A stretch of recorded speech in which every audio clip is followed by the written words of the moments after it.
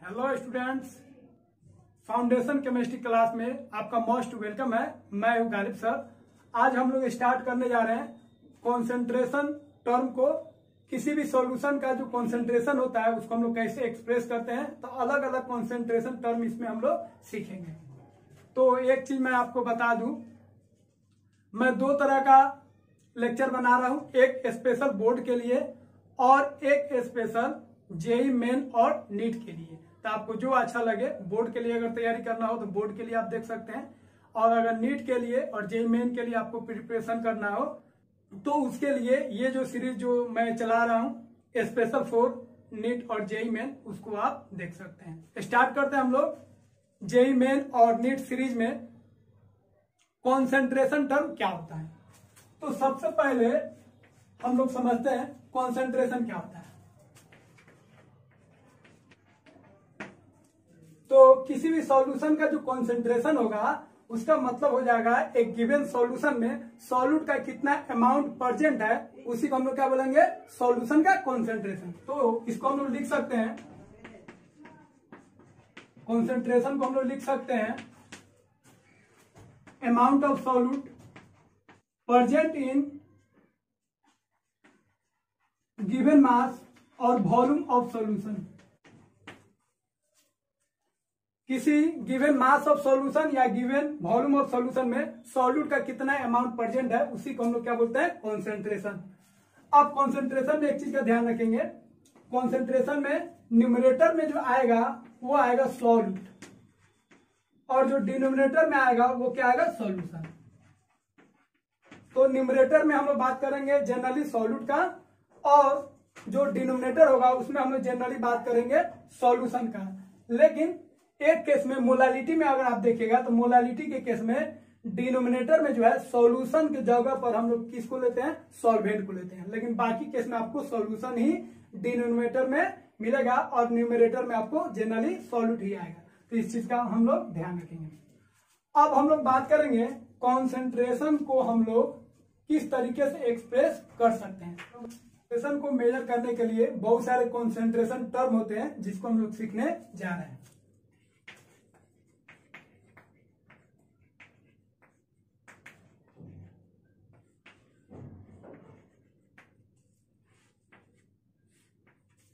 तो दो तरह के कॉन्सेंट्रेशन टर्म होते हैं, एक ऐसा कॉन्सेंट्रेशन टर्म जिसमें वॉल्यूम आएगा और एक ऐसे कॉन्सेंट्रेशन टर्म जिसमें मास आएगा। एक हो जाएगा volume related concentration term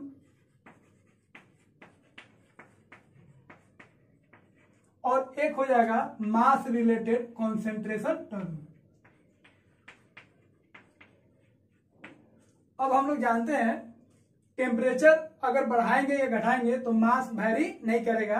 that means mass जो है टेम्परेचर से क्या हो जाएगा, इंडिपेंडेंट। तो हम लोग लिख सकते हैं मास रिलेटेड जितना भी कॉन्सेंट्रेशन टर्म होगा वो टेम्परेचर से क्या होगा, इंडिपेंडेंट होगा। ये हो जाएंगे टेम्परेचर इंडिपेंडेंट,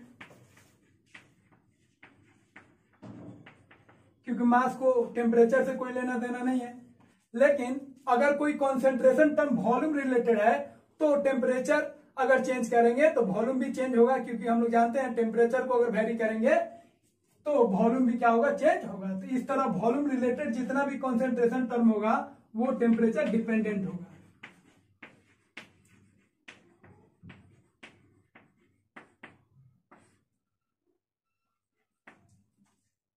अब वॉल्यूम रिलेटेड में कौन कौन आएगा, तो फर्स्ट आएगा परसेंटेज बाय वॉल्यूम, सेकेंड आएगा percentage mass by volume, third आएगा ppm volume by volume, four आएगा मोलारिटी, फिफ्थ आएगा नॉर्मलिटी, सिक्स आएगा फॉर्मालिटी और सेवन आएगा स्ट्रेंथ ऑफ सॉल्यूशन। अगर मास रिलेटेड कॉन्सेंट्रेशन टर्म का बात करेंगे तो इसमें आएगा परसेंटेज बाय मास, सेकेंड आएगा ppm weight by weight, third आएगा मोलालिटी, फोर्थ आएगा मोल फ्रैक्शन।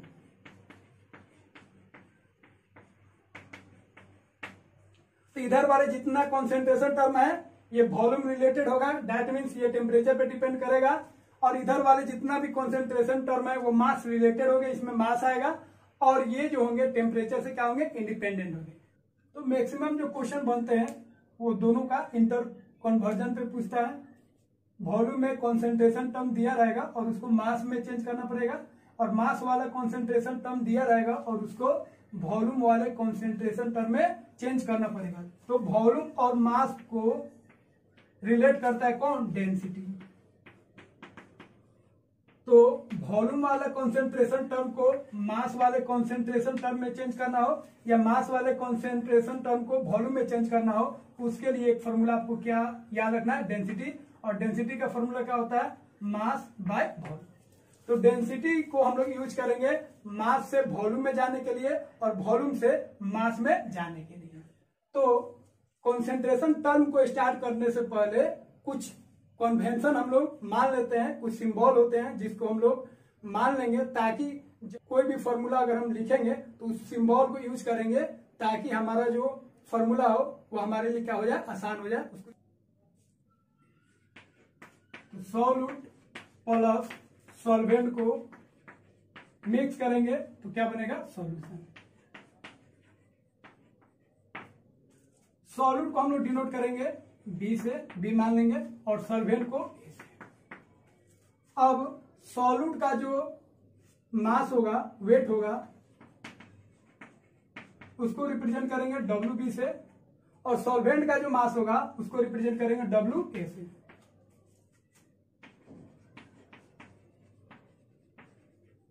सॉल्यूट का जो मोलर मास होगा उसको डिनोट करेंगे एम बी से, और सॉल्वेंट का जो मोलर मास होगा उसको रिप्रेजेंट करेंगे एम ए से। सॉल्यूट का जो मोल होगा उसको रिप्रेजेंट करेंगे एन बी से, सॉल्वेंट का जो मोल होगा उसको रिप्रेजेंट करेंगे एन ए से।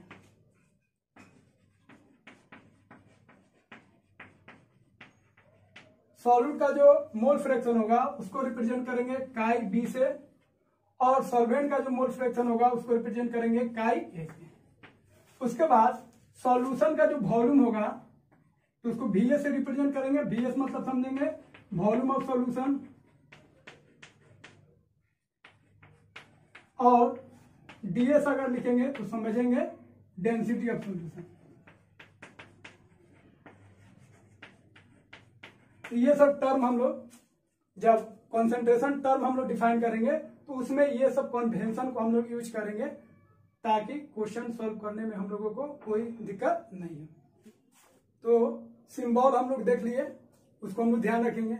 अब हम लोगों का जो कॉन्सेंट्रेशन टर्म है उसमें से हम लोगों को इस लेक्चर में 5 कॉन्सेंट्रेशन टर्म को पहले पढ़ना है, फिर बाद में हम लोग जो बच जाएगा उस कॉन्सेंट्रेशन टर्म को लेक्चर 2 में हम लोग पढ़ेंगे। लेक्चर 1 में पहले कौन कौन पढ़ेंगे, परसेंटेज वाला पढ़ेंगे, एक पीपीएम पढ़ेंगे, मोल फ्रैक्शन पढ़ेंगे, मोलारिटी पढ़ेंगे और मोलालिटी पढ़ेंगे। तो 5 कॉन्सेंट्रेशन टर्म हम लोग पढ़ लेंगे और उसके बेसिस पे नीट में और जेई मेन में जो क्वेश्चन पूछा है उसको करेंगे। फिर हम लोग लेक्चर 2 में जो कॉन्सेंट्रेशन टर्म बच जाएगा उसको हम लोग डील करेंगे। तो स्टार्ट करते हैं फर्स्ट वाला, concentration in terms of percentage. Percentage के टर्म में हम लोग कैसे कॉन्सेंट्रेशन को मेजर करते हैं। तो परसेंटेज का मतलब होता है 100। हम लोग जो कॉन्सेंट्रेशन को मेजर करेंगे वो 100 में मेजर करेंगे, 100 पे बात करेंगे। तो 3 तरह का परसेंटेज वाला होता है, एक होता है परसेंटेज बाय मास, या इसी को हम लोग बोल सकते हैं वेट। सेकेंड होता है परसेंटेज बाय वॉल्यूम। थर्ड होता है परसेंटेज मास बाय वॉल्यूम।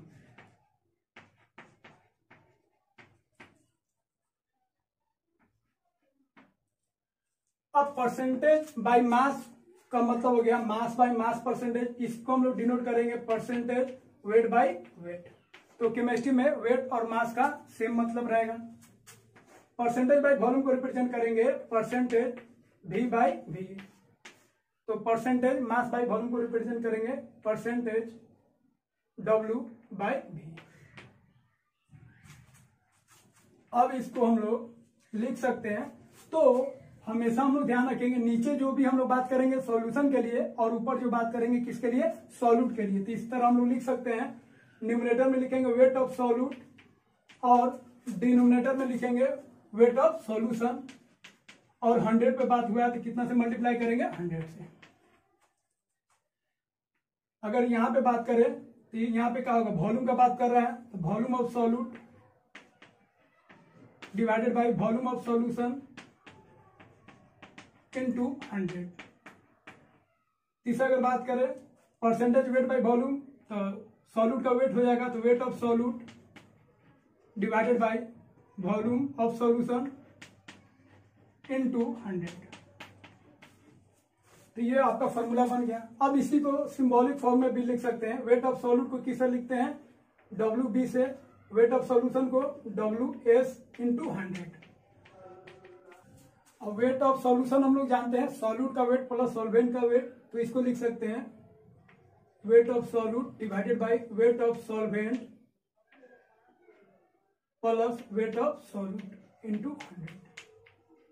इसको लिख सकते हैं volume of solute VB divided by VS into 100। Weight of solute WB divided by VS into 100। तो इस तरीके से आपको ध्यान रखना है। तो सब सिंबल हम लिखवा चुके हैं, इसको ध्यान रखना है। अब एक चीज आपको ध्यान रखना है, डेंसिटी का बहुत ज्यादा यूज होता है। तो डेंसिटी क्या होता है, मास ऑफ सॉल्यूशन, यहाँ पे डिफाइन करेंगे वॉल्यूम ऑफ सॉल्यूशन। तो डेंसिटी निकालना है किसी भी सॉल्यूशन का, तो उसका सॉल्यूशन का मास लेंगे और सॉल्यूशन का वॉल्यूम लेंगे, डिवाइड करेंगे तो क्या आएगा, डेंसिटी आएगा। तो डेंसिटी यहाँ पे रिलेट कर रहा है मास को और किसको, वॉल्यूम। मास को वॉल्यूम वाले में और वॉल्यूम को मास वाले कॉन्सेंट्रेशन टर्म में अगर हमको चेंज करना पड़ेगा तो उसके लिए एक फॉर्मूला आपको ध्यान रखना पड़ेगा, कौन, डेंसिटी। और डेंसिटी का फॉर्मूला हो जाएगा मास बाय वॉल्यूम। जैसे अगर percentage weight by weight given हो और इसको अगर आपको चेंज करना पड़े परसेंटेज वेट बाय वॉल्यूम में, तो डेंसिटी से मल्टीप्लाई कर दीजिए। तो डेंसिटी से अगर मल्टीप्लाई करेंगे तो ये आ जाएगा परसेंटेज वेट बाय वॉल्यूम। ये आपका फॉर्मूला हो गया। एक फॉर्मूला से आप बहुत सारे फॉर्मूला बना सकते हैं, बेसिक आपको मालूम रहना चाहिए। क्योंकि यहाँ पे वेट ऑफ सॉल्यूट है और ये वेट ऑफ सॉल्यूशन है। डेंसिटी जब लिखेंगे wait of solution volume of solution तो कट जाएगा, तो फिर ये एक फॉर्मूला आ जाएगा। तो इसको आपको ध्यान रखना है। अब हम लोग सेकेंड कॉन्सेंट्रेशन टर्म को हम लोग सीखने जा रहे हैं, PPM, जिसको हम लोग बोलते हैं पार्ट्स पर मिलियन, जिसको शॉर्ट में PPM भी बोलते हैं। तो जिस तरह परसेंटेज हम लोग बात किए थे 100 पे, उस तरह PPM हम लोग बात करेंगे मिलियन पे। तो यहाँ पे मिलियन दिया है, मिलियन का मतलब हो गया 10 लाख, मतलब 10 का पावर 6। 10 का पावर 6 को हम लोग क्या बोलते हैं, मिलियन। तो ये जो कॉन्सेंट्रेशन टर्म हम लोग सीखने जा रहे हैं, ये हम लोग बात करेंगे मिलियन पे, 10 लाख पे, दैट मीन्स 10 का पावर 6 पे। इससे पहले जो परसेंटेज वाला हम लोग बात किए थे वो 100 पे बात किए। अब PPM हम लोग क्यों यूज करते हैं, तो PPM हम लोग वैसे कॉन्सेंट्रेशन को मेजर करते हैं जिसमें सॉल्यूट का जो अमाउंट होता है बहुत बहुत कम होता है सॉल्यूशन के रेस्पेक्ट में। दैट मीन्स सॉल्यूशन जब हाईली डाइल्यूट होगा तब। It is used to express concentration when solution is highly dilute। जब कॉन्सेंट्रेशन बहुत डाइल्यूट होगा तो कॉन्सेंट्रेशन को हम लोग किस में मेजर करते हैं, PPM में। तो हाईली डाइल्यूट का मतलब हो गया सॉल्यूट का अमाउंट बहुत बहुत कम होगा, solute is very very less.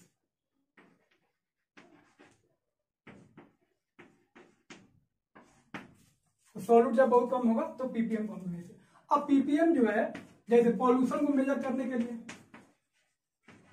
क्योंकि पॉल्यूशन मेजर करना हो तो एयर का जो वॉल्यूम है उसके रेस्पेक्ट में पॉल्यूशन का जो वॉल्यूम होगा बहुत कम होगा, तो पॉल्यूशन को मेजर करने के लिए। उसके बाद हार्डनेस ऑफ वाटर को मेजर करने के लिए। तो ये सब में हम लोग पीपीएम का हम लोग यूज करते हैं। अब एनसीईआरटी में एक दिया होगा, जैसे 1 लीटर अगर सी वाटर लेते हैं, 1 लीटर मतलब 1030 ग्राम अगर आप सी वाटर लेते हैं, तो उसमें जो डिजोल्व ऑक्सीजन होगा 1 litre of sea water contain 6 × 10⁻³ gram oxygen. तो 1 लीटर अगर आप सी वाटर लेते हैं तो उसमें जो ऑक्सीजन डिजोल्व होगा वो कितना होगा 6 × 10⁻³ ग्राम। तो यहाँ पे देखिए सॉल्यूशन का जो अमाउंट है बहुत ज्यादा है और इसके कंपैरिजन में जो सॉल्यूट का जो अमाउंट है वो बहुत ही कम है। तो इसको हम लोग किस में मेजर करते हैं, पीपीएम में। तो इसको हम लोग पीपीएम में मेजर करेंगे, दैट मीन्स 10⁻⁶ में हम लोग मेजर करेंगे।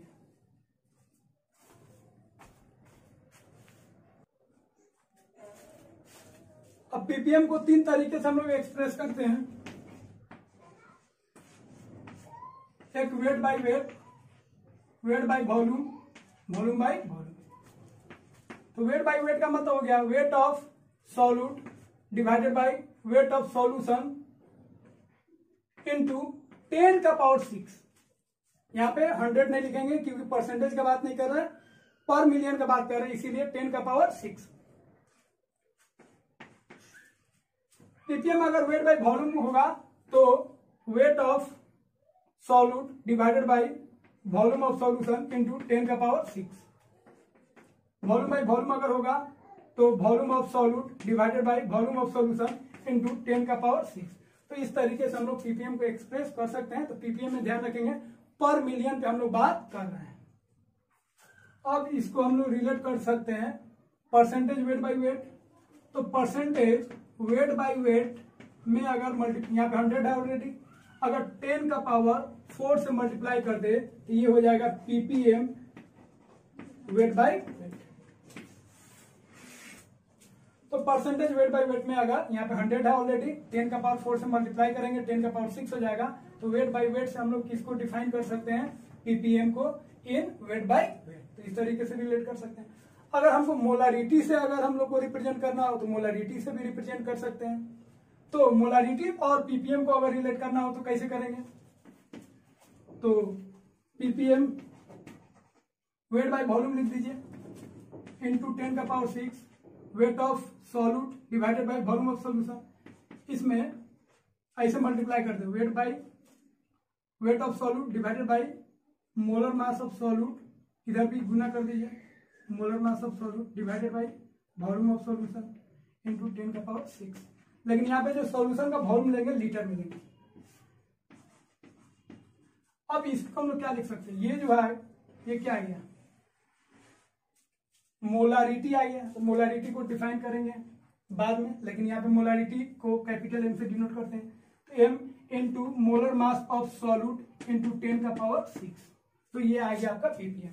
अगर ये लीटर में नहीं होगा, एमएल में होगा, एमएल में होगा तो फिर 1000 से फिर मल्टीप्लाई करना पड़ेगा। तो इस तरीके से कहने का मतलब इसको आपको याद नहीं रखना है, बट एक टर्म से, एक कॉन्सेंट्रेशन टर्म से दूसरे कॉन्सेंट्रेशन टर्म में आपको चेंज करने आना चाहिए, इंटर कन्वर्ट करना आना चाहिए। ये अगर जान गए तो कम फॉर्मूला में आप हर एक क्वेश्चन को सॉल्व कर सकते हैं। बेसिक फॉर्मूला से हर एक क्वेश्चन को, जेई मेन, नीट क्वेश्चन, हर एक क्वेश्चन को कर सकते हैं। बस बेसिक आपको मालूम होना चाहिए। सिर्फ फॉर्मूला ज्यादा याद रखने से कुछ नहीं होगा। हर एक फॉर्मूला आपको याद रहेगा नहीं, तो कुछ फॉर्मूला याद रहेगा, कुछ भूल जाएंगे। लेकिन बेसिक अगर आप जानते हैं तो हर एक क्वेश्चन को लगभग आप कर लीजिएगा। तो अब हम लोग समझते हैं 1 पीपीएम का मतलब क्या होता है।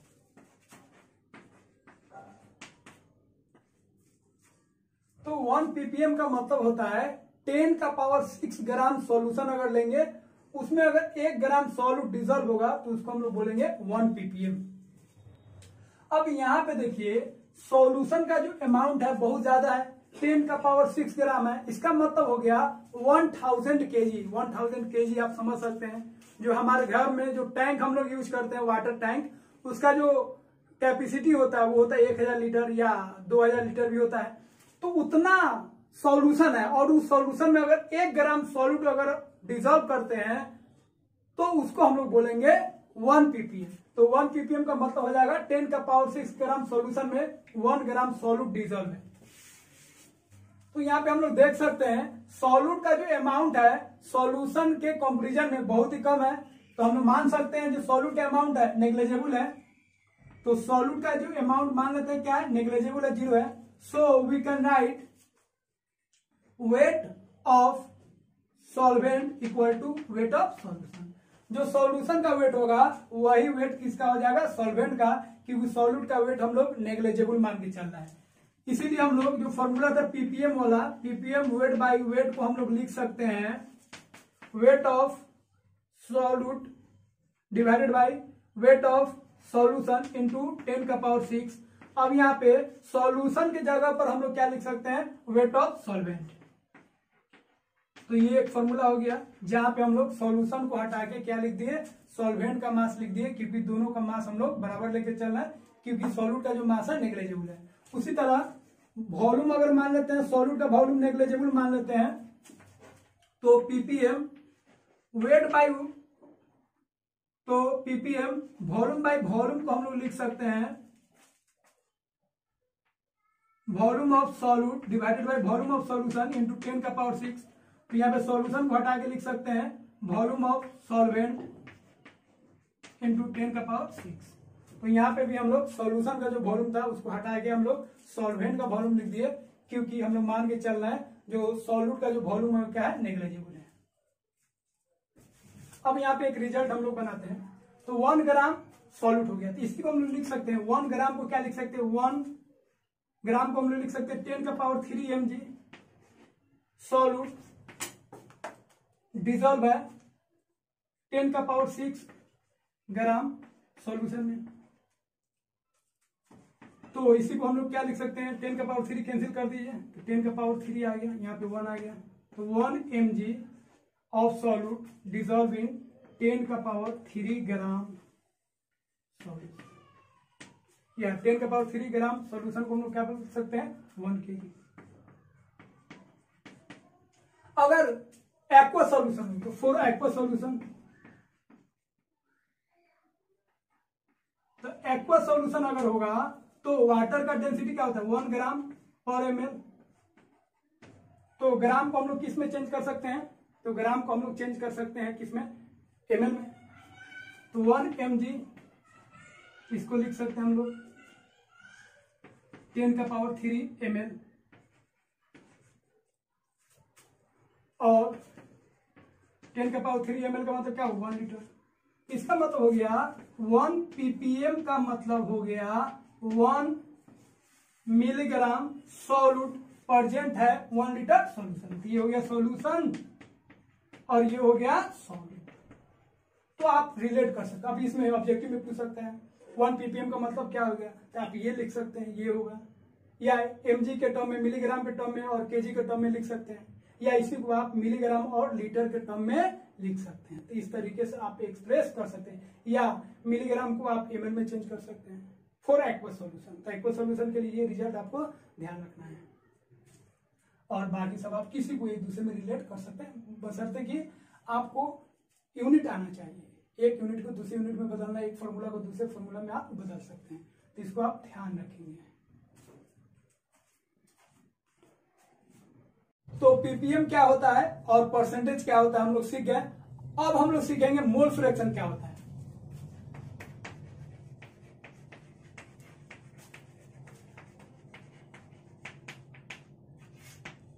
मोल फ्रैक्शन, तो यहां पे देखिए मोल का फ्रैक्शन, जो मोल का हम लोग फ्रैक्शन लेंगे उसी को हम लोग क्या बोलते हैं, मोल फ्रैक्शन। तो मान लेते हैं एक सॉल्यूशन में 2 कंपोनेंट है, एक ए है और एक बी है। बी को मान लेते हैं सॉल्यूट और ए को हम लोग मान लेते हैं सॉल्वेंट। तो एक सॉल्यूट है और एक क्या है, सॉल्वेंट है। अब Na जो होगा ये मोल होगा सॉल्वेंट का, और Nb जो होगा मोल होगा किसका, सॉल्यूट का। तो दोनों कंपोनेंट का हम लोग मोल निकाल लिए। तो मोल फ्रैक्शन हम लोग डिफाइन करेंगे, देन ए का जो मोल फ्रैक्शन होगा उसको हम लोग डिफाइन करेंगे काई ए से, और किसी का भी मोल फ्रैक्शन निकालना हो तो उसका मोल डिवाइडेड बाय टोटल मोल। तो ए का अगर मोल फ्रैक्शन निकालना है तो ए का mole divided by total mole. B का अगर मोल फ्रैक्शन निकालना है तो बी का mole divided by total mole. तो ध्यान रखेंगे एक सॉल्यूशन में जितना भी कंपोनेंट हो, किसी कंपोनेंट का अगर हमको मोल फ्रैक्शन निकालना है तो उसको मोल में टोटल मोल से अगर हम डिवाइड कर देंगे तो वही कहलाएगा उसका मोल फ्रैक्शन। उसको हम लोग रिप्रेजेंट करते हैं काई ए से, या आप एक्स ए और एक्स बी से रिप्रेजेंट कर सकते हैं। अब कुछ बात का हम लोग ध्यान रखेंगे, जितना भी कंपोनेंट है किसी सॉल्यूशन में सभी का अगर मोल फ्रैक्शन को ऐड करते हैं तो उसका जो सम आएगा वो कितना आएगा, 1। तो mole fraction of A plus mole fraction of B equal to कितना होगा, 1। तो जितना भी कंपोनेंट हो सभी का अगर मोल फ्रैक्शन को आप ऐड करते हैं तो कितना होगा, 1।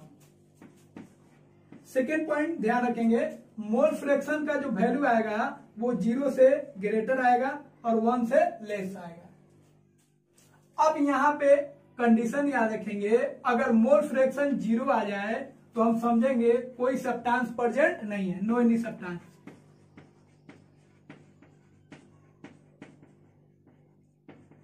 और अगर मोल फ्रैक्शन 1 हो जाए तो हम लोग समझेंगे जो सब्सटेंस जो है प्योर स्टेट में है, उसमें कोई चीज मिक्स नहीं है, तो ये प्योर सब्सटेंस हो जाएगा,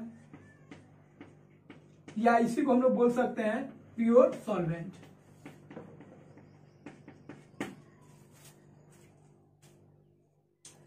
तो यहां पे हम लोग लिख सकते हैं सम ऑफ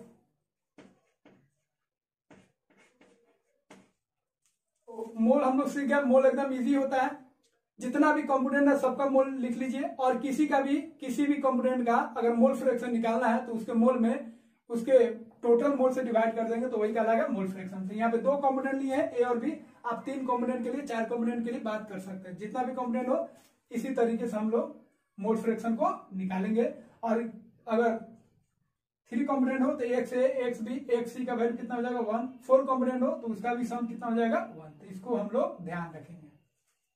अब एक चीज बार बार यूज होता है, अगर मोल फ्रैक्शन दे दे तो हम लोग मोल कैसे निकालेंगे। तो मान लेते हैं ए का मोल फ्रैक्शन गिवन है 0.4, तो बी का मोल फ्रैक्शन हम लोग निकाल सकते हैं। बी का मोल फ्रैक्शन कितना होगा, 1 में से सब्ट्रैक्ट कर लेंगे।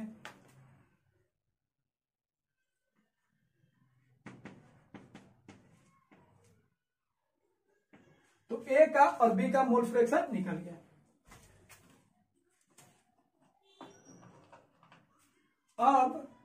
अब जब भी अगर मोल फ्रैक्शन गिवन होगा और हमको मोल निकालना पड़ेगा तो टोटल जो मोल है उसको मान लेंगे 1। लेट एन टोटल जो है, एन टोटल का मतलब हो गया एन ए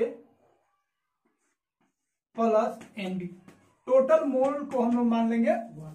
तो हम लोग लिख सकते हैं मोल फ्रैक्शन ऑफ ए का मोल फ्रैक्शन क्या होगा, ए का mole divided by total mole. अब ए का मोल हम लोग नहीं जानते हैं, N A plus N B कितना मानने हैं, 1। मोल फ्रैक्शन ऑफ ए कितना है, 0.4। तो ए का जो मोल आया कितना आया, 0.4। ध्यान रखेंगे। सिमिलरली बी का जो मोल होगा वो कितना होगा, 0.6। तो ये जो कॉन्सेप्ट है ये बहुत सारे क्वेश्चन में आपको बहुत हेल्प करेगा, उस क्वेश्चन को आसान बना देगा। जैसे ही मोल फ्रैक्शन गिवन हो उसको आप इस तरह मान लीजिए, या डायरेक्ट आप उसको बोलिए क्या, उतना ही मोल, जितना मोल फ्रैक्शन होगा उतना ही हो जाएगा उसका मोल। इस तरह अगर सॉल्व करेंगे तो उतना ही हो जाएगा मोल। तो इसको ध्यान रखेंगे, ये बार बार यूज होगा, ये इंपोर्टेंट हो गया। उसके बाद आपको ध्यान रखना है, मोल अगर आपको मालूम हो तो आप निकाल सकते हैं वेट। किसी भी सब्सटेंस का अगर वेट निकालना है तो उसके मोल में मल्टीप्लाई कर दीजिए, किससे, मोलर मास से। तो मोल में अगर हम मोलर मास से मल्टीप्लाई कर देंगे तो वो किसी भी सब्सटेंस का क्या बताएगा, वेट बताएगा। तो इसको ध्यान रखेंगे, ये फॉर्मूला बहुत ज्यादा यूज होगा।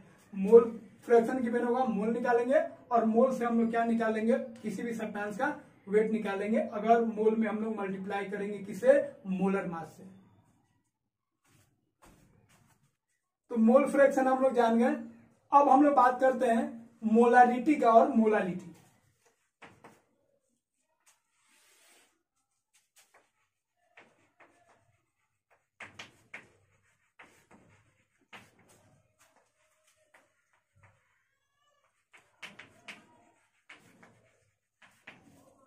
तो एक टर्म है कॉन्सेंट्रेशन टर्म, एक है, तो एक कॉन्सेंट्रेशन टर्म है मोलारिटी और एक है मोलालिटी। दोनों थोड़ा स्पेलिंग सिमिलर है, लेकिन यहाँ पे रीटी है और यहाँ पे लिटी है, यहाँ पे आर है और यहाँ पे क्या है, एल, याद रखना है आपको।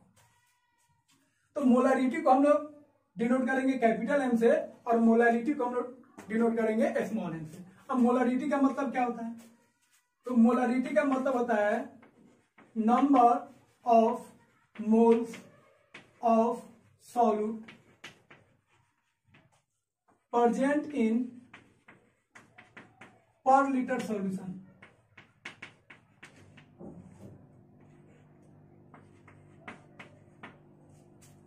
मतलब मोलारिटी का मतलब हो गया 1 लीटर सॉल्यूशन में सॉल्यूट का कितना मोल है, उसी को हम लोग क्या बोलते हैं, मोलारिटी। तो मोलारिटी को लिख सकते हैं moles of solute divided by volume of solution in litre. अब यहां पे आया लीटर में, अगर लीटर में नहीं होगा तो हम लोग क्या करेंगे, लीटर में जब नहीं रहेगा एमएल में रहेगा तो 1000 से यहाँ पे डिवाइड करेंगे और ऊपर चल जाएगा। इसी को हम लोग लिख सकते हैं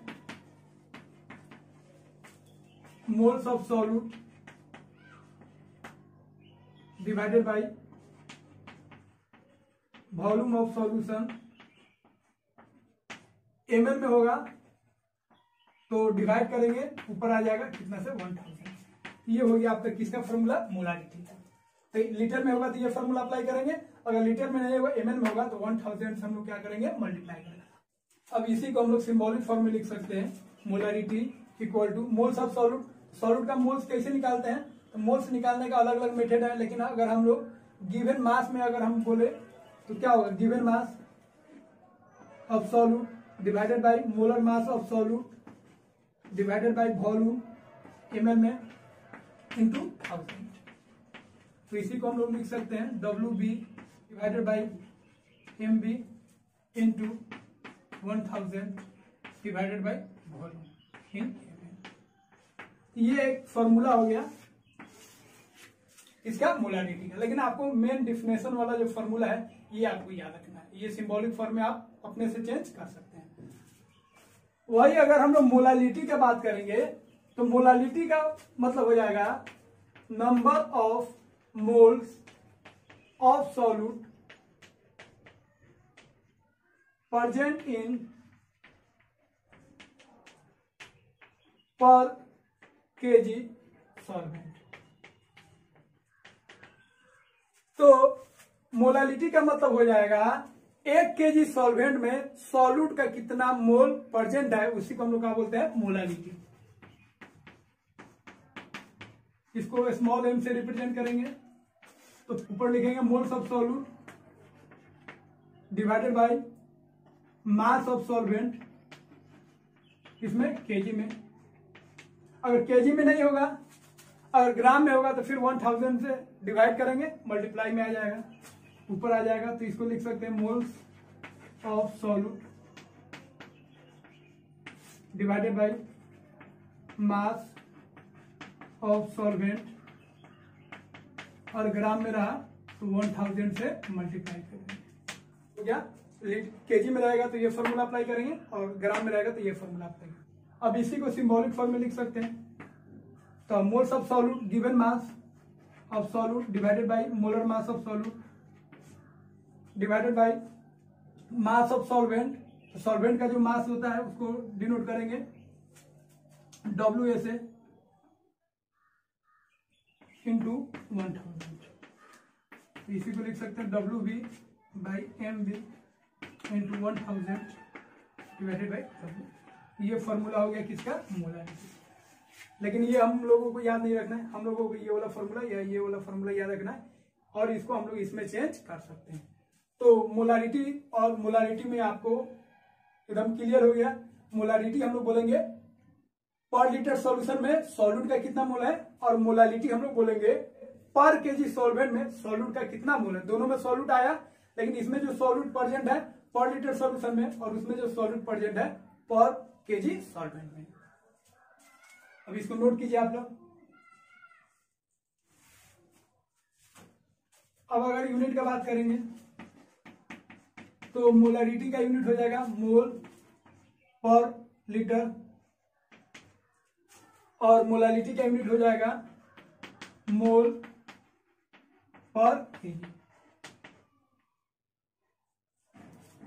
अब एक चीज और बहुत ज्यादा यूज होता है, अगर हम 2 कैपिटल M NaOH और 2 स्मॉल m NaOH, जब भी इस तरह अगर गिवन हो तो कैपिटल M देगा, इसका मतलब NaOH का 2 मोलारिटी गिवन है, और स्मॉल m देगा तो इसका मतलब हो गया NaOH का 2 मोलालिटी गिवन है। तो मोलारिटी गिवन होगा तो इसको बोलेंगे 2 मोलर ऑफ NaOH, और स्मॉल m देगा मोलालिटी गिवन होगा तो बोलेंगे 2 मोलर ऑफ NaOH। तो आइको सॉल्यूशन मान के चल रहे हैं, तो 2 कैपिटल M NaOH मतलब 2 मोलर NaOH का मतलब हो जाएगा 2 moles of NaOH present in 1000 ml solution. अगर वाटर होगा तो लिख देंगे वाटर, एक्वस होगा तो वाटर मान लेंगे। तो इसका मतलब हो गया सॉल्यूट का 2 मोल्स प्रेजेंट है 1000 ml सॉल्यूशन में। अब इसका मतलब क्या हुआ, तो इसका सेम टू सेम लिख सकते हैं 2 moles of NaOH present in 1000 gram of solvent. अब 2 मोलर का मतलब हो जाएगा 2 मोलर का मतलब हो जाएगा NaOH का 2 मोल्स प्रेजेंट है 1000 ग्राम सॉल्वेंट में। तो यहाँ पे 1000 सॉल्वेंट में प्रेजेंट रहेगा और यहाँ पे 1000 ml सॉल्यूशन में प्रेजेंट रहेगा। तो इसका जो है बहुत सारे क्वेश्चन में जब इस तरह का आएगा तो इससे हम लोग को ये डाटा मिल जाएगा सॉल्यूशन का वॉल्यूम और एक डाटा मिल जाएगा सॉल्यूट का मोल, और जैसे सॉल्यूट का मोल जानेंगे तो हम लोग सॉल्यूट का वेट निकाल सकते हैं। फिर यहाँ पे आपको सॉल्यूट का मोल मिल जाएगा और सॉल्वेंट का वेट मिल जाएगा, और यहाँ से हम लोग फिर जैसे सॉल्यूट का मोल आएगा वैसे हम लोग सॉल्यूट का वेट निकाल सकते हैं। तो ये सब बहुत काम करेगा जब न्यूमेरिकल हम लोग सॉल्व करेंगे, तो ये सब बहुत ज्यादा काम आएगा। इसको आप नोट कीजिए और जो जो हम नोट कराएं उसको ध्यान से पूरा नोट कीजिए, लिखिए और देखिए हर एक क्वेश्चन जेईई मेन और नीट का प्रीवियस ईयर का क्वेश्चन और उसके बेस्ड जो भी क्वेश्चन आएगा सारे क्वेश्चन आप सॉल्व करेंगे और एकदम आसानी के साथ आप उस क्वेश्चन को सॉल्व कर सकते हैं, बशर्ते कि आपको ये जो फॉर्मूला बताएं एक फॉर्मूला से दूसरे फॉर्मूला में तोड़ना आपको आना चाहिए।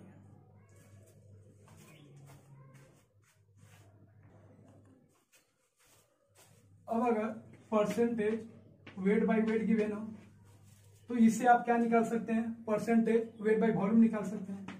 तो परसेंटेज वेट बाय वॉल्यूम, इसमें डेंसिटी से अगर मल्टीप्लाई करेंगे तो परसेंटेज वेट बाय वॉल्यूम, तो ये अगर गिवन हो तो आप परसेंटेज वेट बाय वॉल्यूम निकाल सकते हैं। और परसेंटेज वेट बाय वॉल्यूम अगर मालूम हो तो आप मोलारिटी निकाल सकते हैं। तो मोलारिटी को लिख सकते हैं percentage weight by volume divided by, ये जो हो गया वेट किसका हो गया, सॉल्यूट का।